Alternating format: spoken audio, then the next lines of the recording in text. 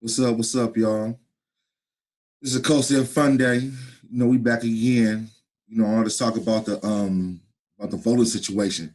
We done made it big getting on CNN and stuff like that. You know what I'm saying? Talking all that madness and stuff on CNN. Woke folks that want to vote and all that stuff, a lot of this kipping.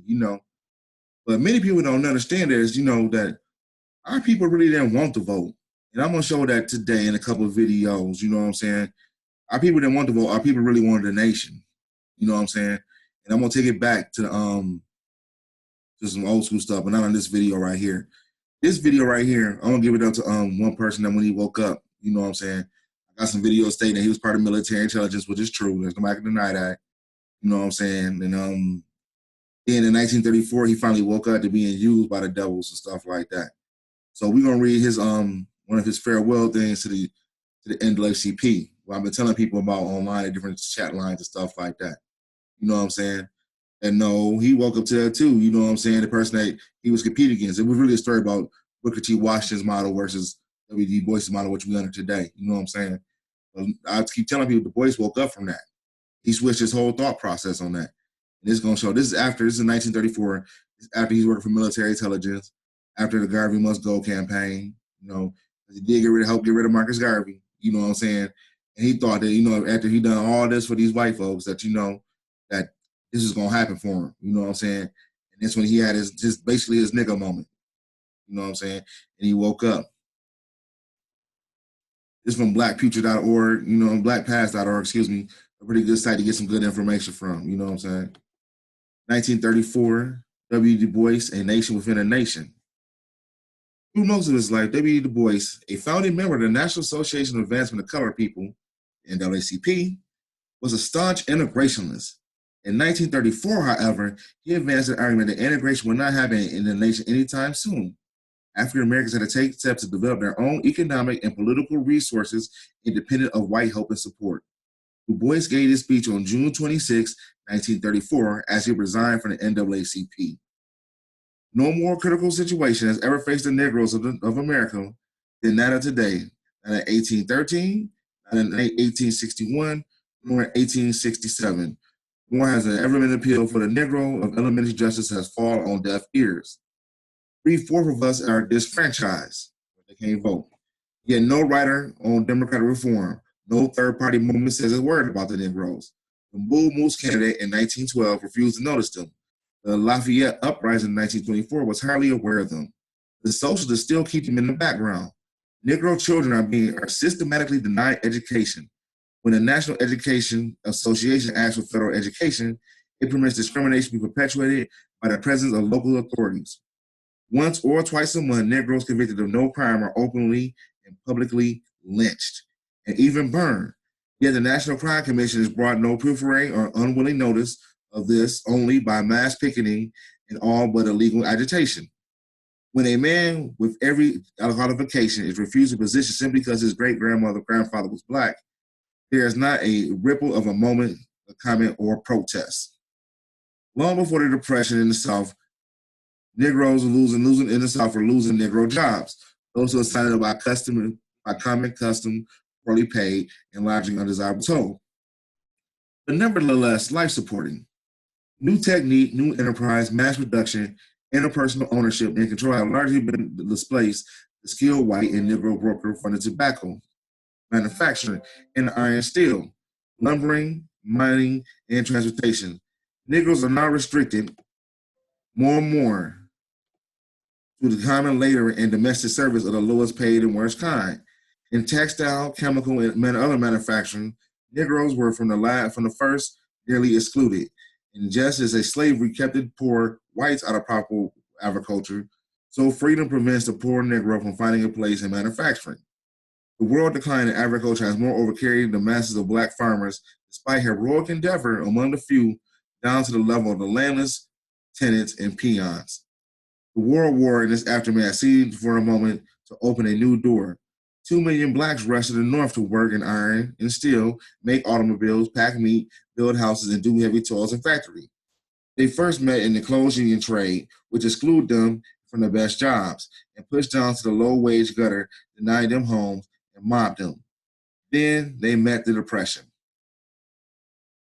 Since 1929, Negro workers, like white workers, have lost their jobs and have had their mortgages foreclosed on their farms and homes and have used up their small savings.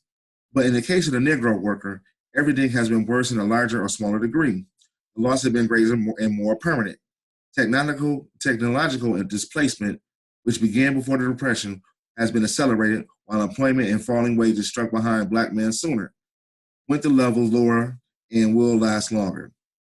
The colored people of America are coming to face with the fact that quite commonly that most white Americans do not like them and are planning either for their survival nor their defined future if it involves free and assertive modern manhood, right? It does not mean all Americans are saving a few and worried about the Negro problems, yet it's still largely displaced.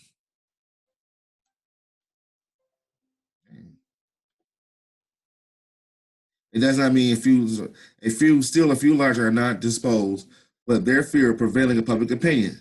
The masses of Americans are, however, merely represented on an average of humanity. They muddle along with their own affairs and scarcely can be expected to take seriously the affairs of strangers or peoples whom they partly fear and partly despise. For many years, it was a theory of most Negro leaders that this attitude was the insensibility of ignorance and inexperience that white America did not know of or realize the continued plight of the Negro. You still hear that to this day. You still hear that shit to this day. Well, there's no ignorance. They don't know to play the spite. They do know. You know what I'm saying? They just don't care. Nor should they. You know what I'm saying? I'm not saying they should either. Accordingly, for the last 2 decades, we are striving by the book and periodical, by speech and by appeal, and by various dramatic methods of agitation to put an essential facts before the American people. Today, there can be no doubt that Americans know the facts, yet they remain partially indifferent and unmoved. The particular position of Negroes in America offers opportunities. Negroes today, this is the part about the vote. This is the part about the vote and everything about to make the drop. Negroes today cast probably about 2 million votes, and a total of 40 million of their votes will increase. This gives them, in particular in northern cities and at crucial times, a chance to hold a very considerable balance of power, and a mere threat of being used as such intelligently and with determination may often mean much. The consuming power of 2.8 million Negroes families have been estimated at 166 billion a month. It's $1 million a month, a tremendous power when intelligently directed. Their manpower as labor is probably equals that of Mexico or Yugoslavia. Their literacy rate is much lower than Spain or Italy. The estimated capital wealth equals that of Japan. This still goes on today. Now, this paragraph I read, you know what I'm saying? This paragraph I read, it still goes on today. This paragraph right here, it still goes on today. I'm going to read it again. The particular position of the Negroes in America offers an opportunity. There's still an opportunity out here. The Negro today casts probably 2 million votes and a total of 40 million, and their vote will increase. This gives them, in particular in northern cities and at crucial times, a chance to hold a very considerable balance of power and much the mere threat of this being used intelligently and with determination may often mean much. The consuming power of, 2.8 million Negro families has been estimated at 100 billion, right? 166 billion. 100 million. Sorry about that. 100 million. A month. Tremendous power that when intelligently directed, their manpower as labors is probably equal that of Mexico or Yugoslavia. Yugoslavia don't exist no more. And their literacy rate is much lower than that of Spain and Italy. And the estimated per capita wealth equals that of Japan. So we got money. We already got the nation building qualities of a nation. You know what I'm saying? That's what he's trying to say. For a nation with this in the starter culture and efficiency to sit down and await the salvation of the white God is idiotic. Said it was idiotic. That's crazy. So even to wait for it and sit around and wait for that stuff is idiotic.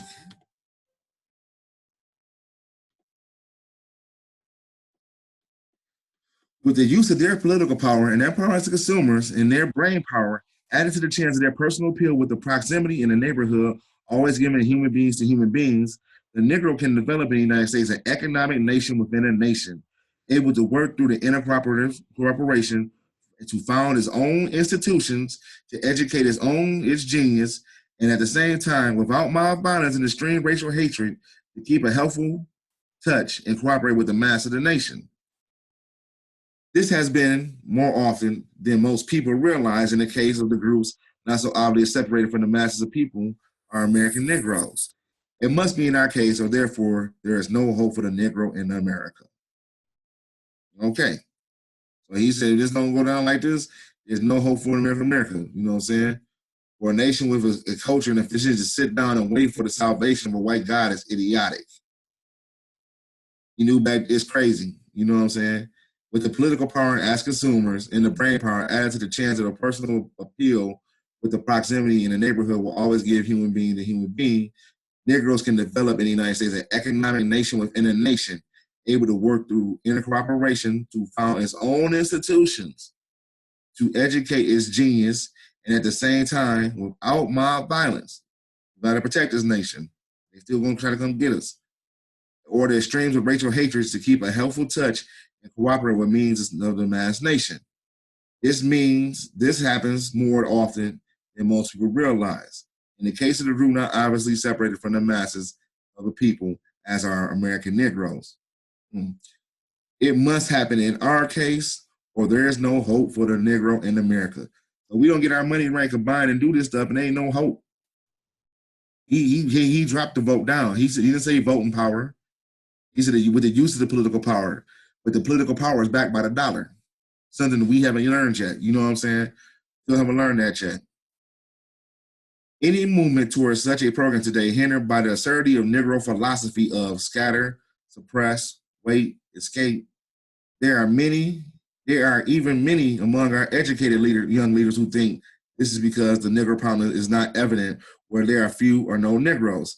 This indicates a way out. They think that the problem of the race can be settled by ignoring it and suppressing all reference to it. They think,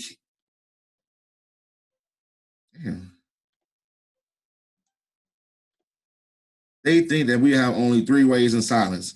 The white people to settle the Negro problem, settle the problem for us. And finally, and predominantly, they think the problem of 12 million Negroes, mostly poor, ignorant workers, is going to be settled by having their more educated and wealthy classes gradually and continuously escape from their race into the masses of the American people, leaving the rest to sink and suffer and die. So you're trying to divide the black race. You know what I'm saying? You're trying to divide it on up. They're going to take this certain group, whatever, and the rest of us is going to just, die out. They don't select you from their group. They, you ain't going to make the cut.